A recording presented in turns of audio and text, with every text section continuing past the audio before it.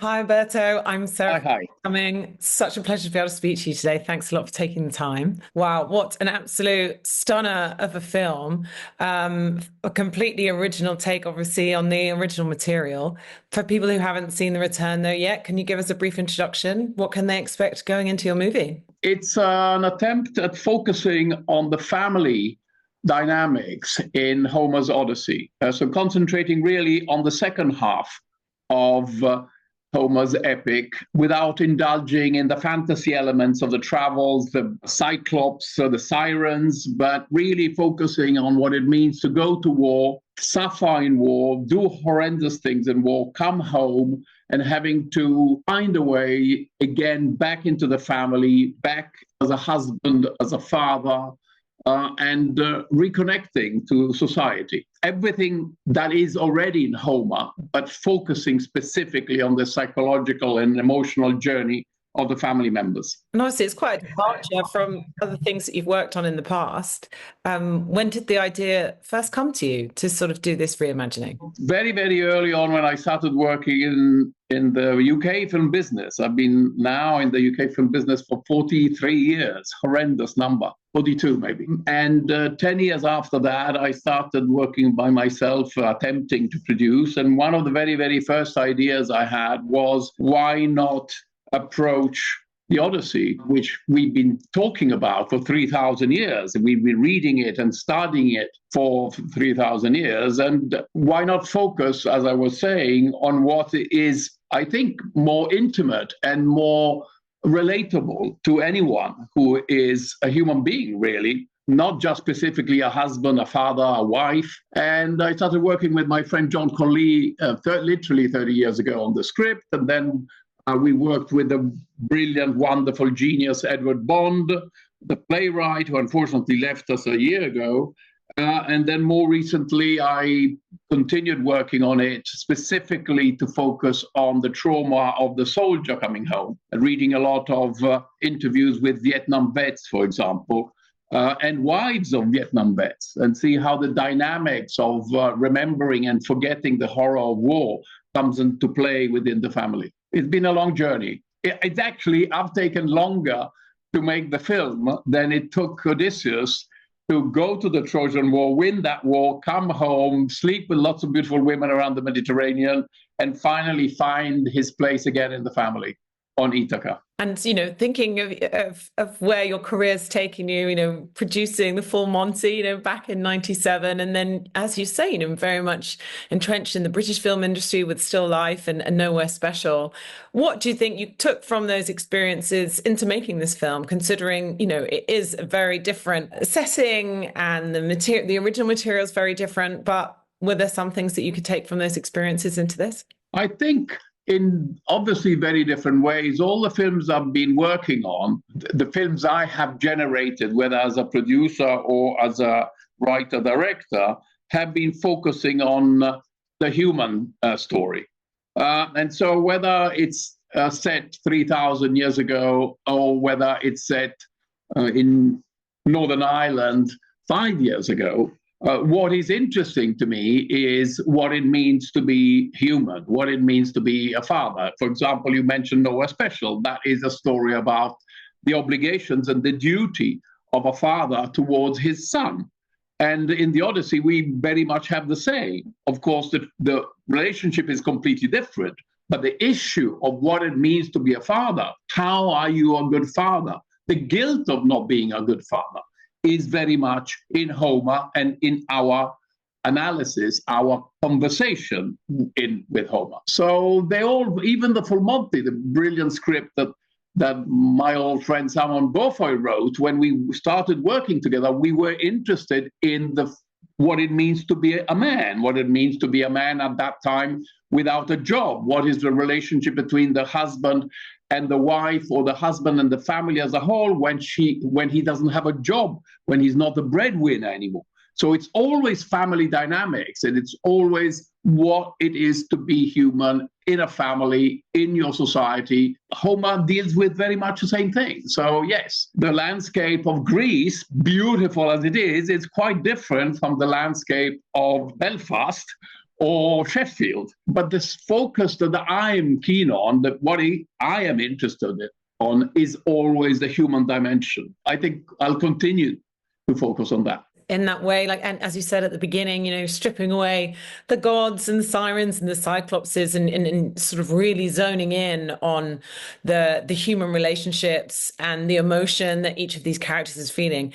You had to get your cast, just right. And gosh, in Juliette Binoche and Ralph Fiennes, you have two incredible leads. And, a lot of the time, particularly with Penelope, there's not so much dialogue, yet we are getting so much just from her expressions. Did you always have these two actors in mind? Obviously reunited since they worked together on The English Patient. Was that something that was in your head when you were thinking of who this duo could be? How did you land on these two actors? Well, luck. I mean, if you want to make a film that has a dialogue with an epic like Homer's Odyssey, something that we've been talking about, as we were saying, we've been studying for 3,000 years. It's a pillar of Western culture.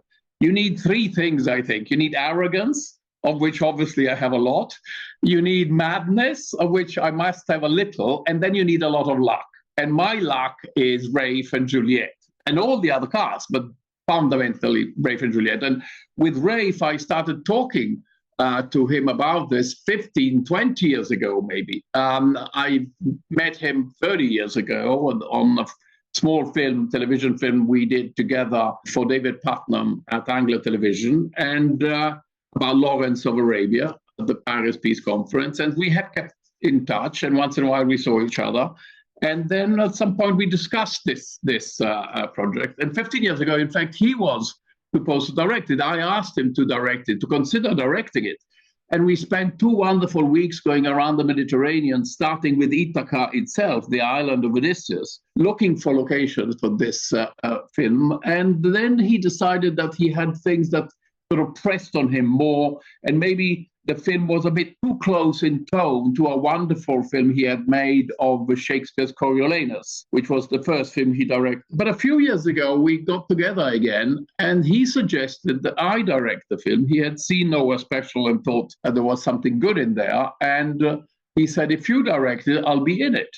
And I thought, but that wasn't the idea here. You were supposed to direct it. I'm not. This is too big for me, or this is not something I've done before. And he said, yes, I think, I've seen your film, and I think you can do it. And so I said, trying to stop the process of moving forward too fast, I said, what about Penelope? We need Penelope. We can't make it without Penelope. And he said, Juliette. So we sent the script to Juliette. Juliette was very, very keen to work again with Ralph after 25 years, as you said. They got together, in fact. They were both working in Georgia, in America, in the United States. And one was in Savannah and one was in Atlanta, I think. And they met and they walked into a bookstore and they bought the last translation of Homer's epic. And they sent me a photograph of the two of them together, ready to go on this crazy journey. And they did, and they have been bliss. I mean, people of that talent and of that level of intuition and of that professionalism and of that generosity, because with somebody with my relative inexperience, or very much my inexperience, you need patience. You need to carry or to bring the director to see that there are different ways of doing things and different angles and different moments of intuition that maybe the director hasn't seen. I mean, somebody like me, over-prepared in a strange way. I would get on the set and I knew exactly what I wanted. And these two geniuses of the stage and of the screen were showing me that all my fixed ideas, all my needs were not necessarily as important as other aspects, in particular the emotional aspect, the instinctive aspect of acting and of being a character for the screen. And it was, a treasure. I mean, I'll never forget it. It's just an amazing experience just to be on the set with them, let alone, in quotes, direct them, but be on the set with them was just wonderful. And I guess it sounds like, was there quite a lot of collaboration then in sort of creating, a slightly different take on these characters than perhaps people have seen before? I mean, I was even thinking how absolutely ripped Rafe is. I don't know whether that was something he especially did for the film, but also finding this, like you were saying, this edge of what we would now understand to be PTSD and to be coming back from war, carrying this trauma, carrying this guilt, which he kind of seems to wear in his physicality. It's not something that's just an emotional thing. So is that something you worked closely with him on and tried to craft? Yes, very much. Well, that is, I mean, his outer being is very much a reflection of his professionalism. He did spend 5 months on a very, very strict, very boring diet. No alcohol, no carbohydrates, a lot of proteins, boiled, boring fish. I don't know, something I would never be able to do, and a lot of exercise. And for him, that there was a need to reflect the interior pain and struggles and violence and scars into the exterior. He needed to be somebody who had lived through hell, who had created hell, and who carried that both inside and outside. And I think he'd done a fantastic job in merging that interior and that exterior psychology and physicality with a lot of effort. I mean, he does look amazing, but he looks amazing not in a way that somebody who spends 3 months in a gym would look amazing. That would have been completely wrong. But that somebody who has traveled and who has been eaten by the sun, by the sea, by the rocks, and by guilt, and by pain, and by blood. And that's what you see when you see him from the very beginning, really, but in particular towards the end, when he's forced to go back to that violence that he has been rejecting throughout our story. And I guess for Juliet working on Penelope, because would you say that you almost wanted to look at that character again? Because, it is an old text, and some of sort of the myth around her, the pedestal she's put on, particularly around, her virtue and fidelity and things like this, we might have like a different view on that than in the past.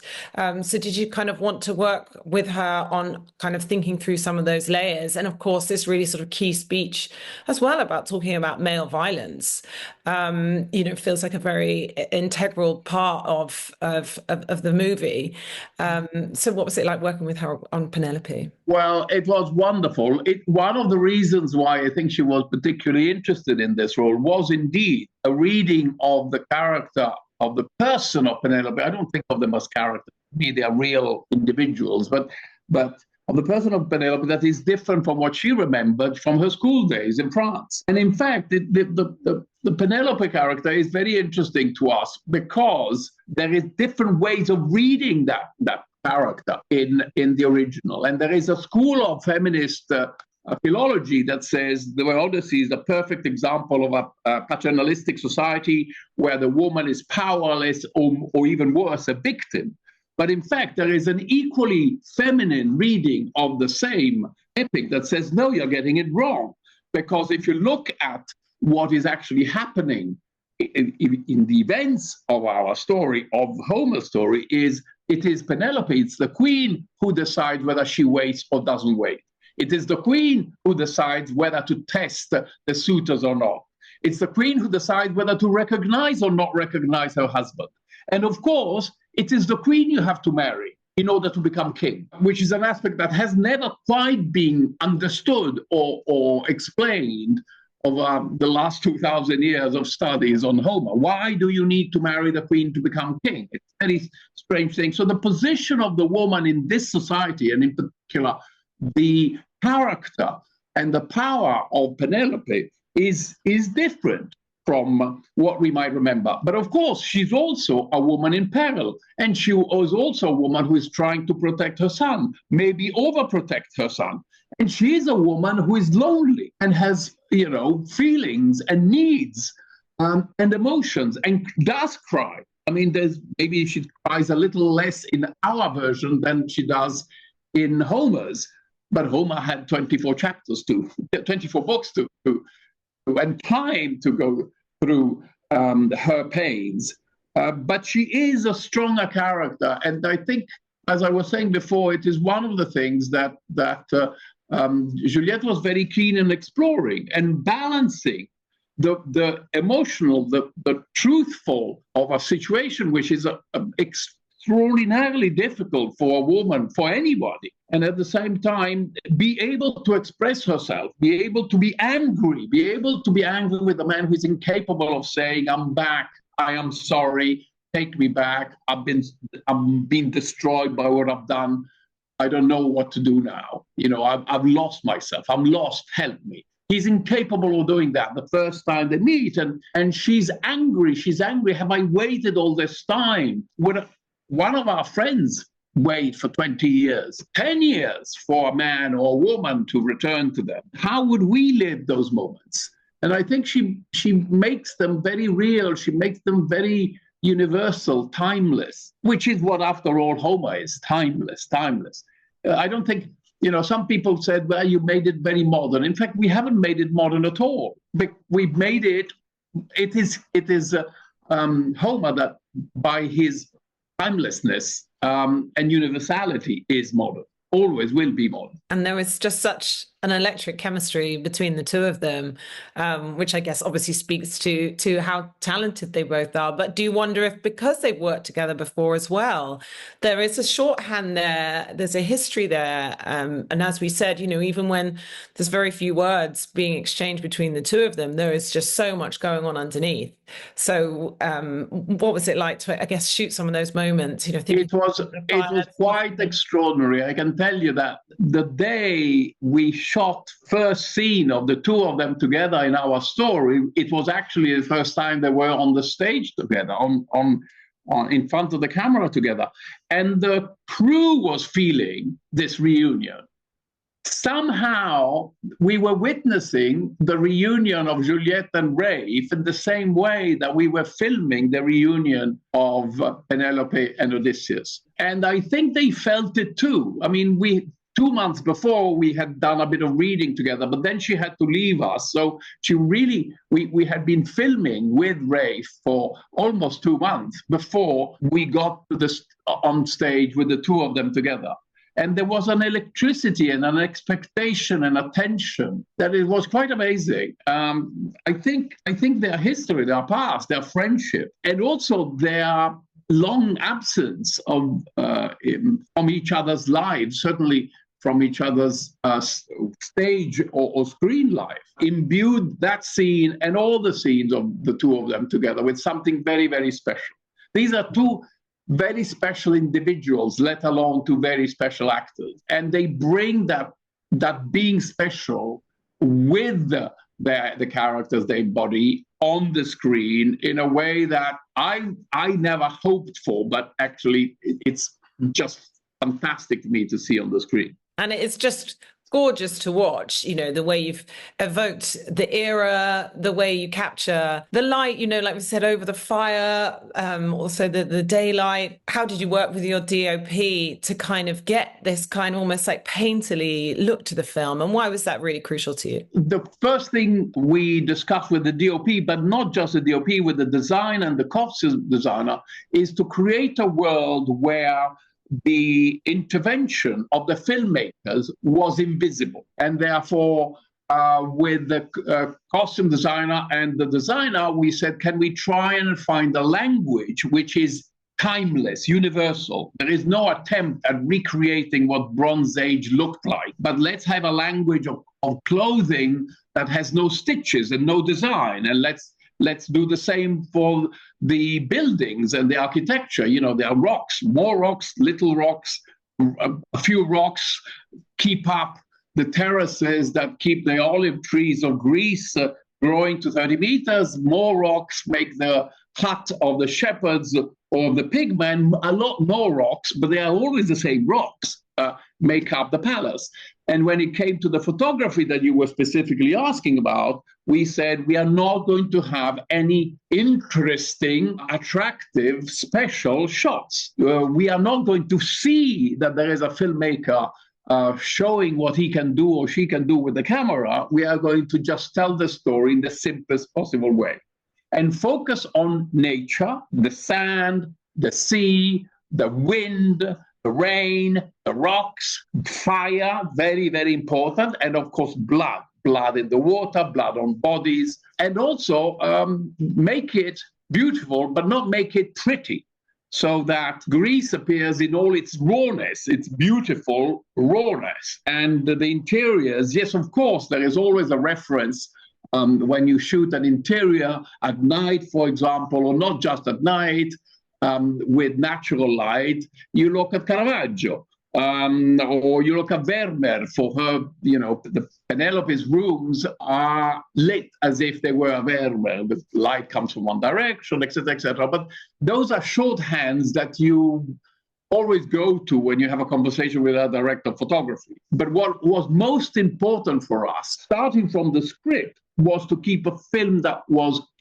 that was dry, was clean, was devoid of anything unnecessary, whether it was in the costumes, or whether it was in the dialogue, or whether it was in the way the camera was moved. The simplicity and the directness and the cleanliness, if that's the right word, of the storytelling in all its aspects, from performances to photography, was very, very important to all of us. Was there a most challenging scene or one moment that you enjoyed pulling off the most? I'm just probably thinking of sort of the climax that we get towards the end, when he has his bow. So, but I don't know, was that? Well, I had never shot action myself in my films, or not this kind of action. And so from a practical point of view, certainly the ending, it was quite challenging, but that was really more of a technical challenge. My favorite moments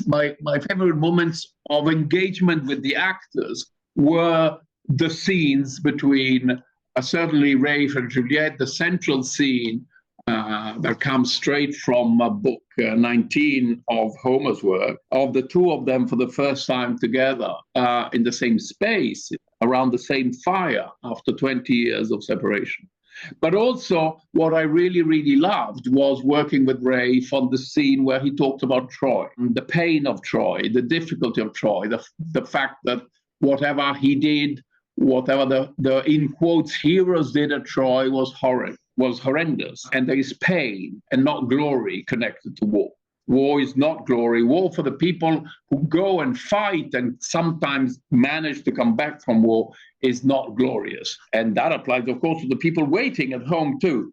But in that scene, I literally forgot I was working with an actor on some text that I had written, or some of which I had written quite recently too. And I completely immersed myself in the atmosphere of that little hut with a fire in the middle and this man talking about his experiences.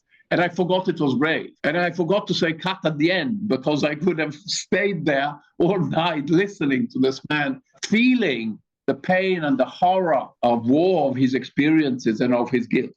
In terms of the takeaways from the film, I mean, as you said, Homer's work is timeless. What do you think it can say to a contemporary audience, whether that is about war, the fact that there are no winners, there is no glory, there are no heroes, about sort of family relationships, about being a father, perhaps? What do you think some of the takeaways might be? We live through life through choices. We make choices every day. We can go left, we can go right. We can go back to our wife, or we can stay with some other woman on the other side of the world. We can come back and be a father to our child, or we can stay out all night at the pub. And I think it's a film that reminds us of our responsibility as human beings towards ourselves, towards the people closest to us, and towards society as a whole. There is always a way to be a good person, or to try to be a good person. And I think that is one of the reasons why, certainly main reason why we took out the gods from our story, because the responsibility of being human is with ourselves. And I think that's at least how Homer speaks to me mostly. That's how I reflected, and I thought about my own family, my own obligations as a father, my own obligations as a husband, my own obligations to the family as a whole, or to my friends, through working through this film. A reminder that we are not passive, that we need to be active, and we have to take responsibility for what we do. Very well put. And just finally, do you have another project that you're going to be working on next? Are you going to come back into the contemporary era, UK based, something? I would love to do something contemporary. I'd love to do something in Italy for the first time in my life. But also I have another project, a bigger project for television that will bring us back to England in the 18th century and beyond. That's going to be fun too. I'm working on that too. So life in the future could be fun. Amazing. Well, thank you so much for sharing all that with me. Huge congratulations on this incredible film, and I can't wait for everyone else to see The Return. Thanks so much. Thank you, Sarah, so much for giving us your time. Thank you. All the best. Thank you. Chat to you. Cheers. Bye.